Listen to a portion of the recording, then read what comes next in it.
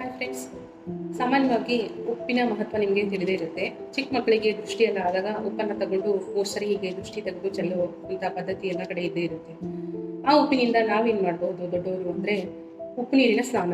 ಇದು ಏನು ಮಾಡುತ್ತೆ, ನಮಗೆ ಏನಾದರೂ ಅತಿಯಾದ ಯೋಚನೆಗಳು ಕಾಡ್ತಾ ಇದ್ರೆ, ಏನಾದರೂ ಜಾಸ್ತಿ ಟಯರ್ಡ್ನೆಸ್ ಇದ್ರೆ, ಅಥವಾ ನಮಗೂ ಕೂಡ ಏನೋ ಸ್ವಲ್ಪ ಲೈಟ್ ಹೆಡೇಕ್ ಬರ್ತಾ ಇದ್ರೆ, ಅಥವಾ ಬಿಸಿಲಿನ ತಾಪಕ್ಕೂ ತಡ್ಕೊಳಕ್ಕಾಗದೆ ಸುಸ್ತು ಅಥವಾ ಇನ್ನೇನಾದರೂ ಆಯಾಸ ಆಗ್ತಾ ಇದ್ರೆ, ಇಂಥದ್ದೆಲ್ಲ ತೊಂದರೆಗಳಿದ್ರೆ ನಾವು ಕೂಡ ಉಪ್ಪನ್ನ ನೀರಿನಲ್ಲಿ ಹಾಕೊಂಡು ಸ್ನಾನ ಮಾಡ್ಬೋದು. ಇದನ್ನ ಹೇಗೆ ಮಾಡೋದು? ಅರ್ಧ ಬಕೆಟ್ ಅಷ್ಟು ನೀರಿಗೆ 2 ಹಿಡಿ ಉಪ್ಪನ್ನು ಹಾಕಿ ಅದನ್ನ ಕರಗಿಸಿ, ಇದರಲ್ಲಿ ನಾವು ಕಲ್ಲುಪ್ಪನ್ನ ತಗೊಂಡ್ರೆ ತುಂಬಾ ಒಳ್ಳೆಯದು, ಸಮುದ್ರದ ಉಪ್ಪನ್ನ ತಗೊಂಡ್ರೆ ತುಂಬಾ ಒಳ್ಳೆಯದು. ಅದನ್ನ ಹಾಕಿ ಕರಗಿಸಿ ಆ ನೀರನ್ನ ಮೊದಲು ನಾವು ಸ್ನಾನ ಮಾಡೋದು. ತಲೆಗೆ ಹಾಕೋಬೇಕಂದ್ರೆ ತಲೆಗೆ ಹಾಕೊಳ್ಳಿ, ಅಥವಾ ಮೈ ಸ್ನಾನ ಮಾಡೋಂಗಿದ್ರೆ ಮೈಗೆ ಹಾಕೊಳ್ಳಿ. ಸೊ ಅದಿಷ್ಟು ನೀರನ್ನ ಸ್ನಾನ ಮಾಡಿ 1-2 ನಿಮಿಷ ವಿಜುವಲೈಸ್ ಮಾಡ್ಕೊಳ್ಳಿ.